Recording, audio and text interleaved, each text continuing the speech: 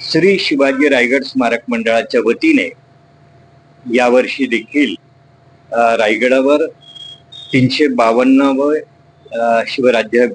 शिव छत्रपतींची पुण्यतिथी सोहळा पार पडणार आहे आणि या सोहळ्यासाठी दरवर्षीप्रमाणे यावर्षी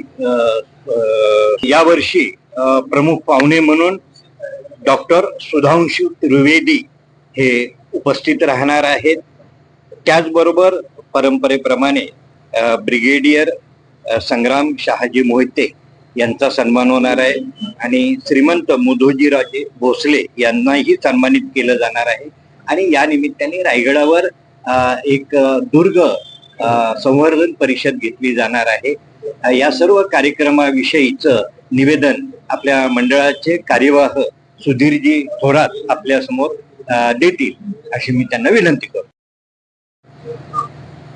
नमस्कार।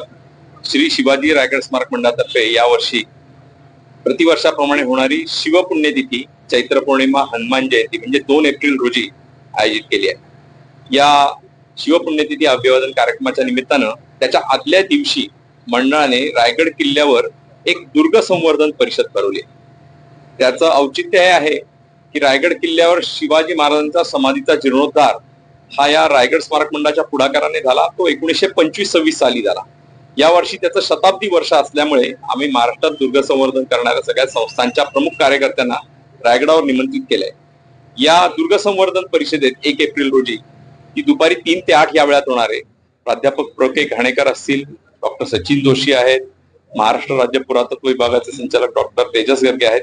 या सगळ्यांची सत्र होणार आहेत माहितीपर।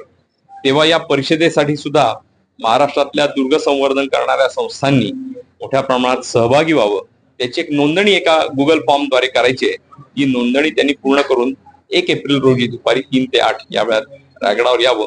त्याची सर्व अन्य व्यवस्था जी आहे ही रायगड स्मारक मंडळातर्फे करण्यात आलेली आहे। धन्यवाद।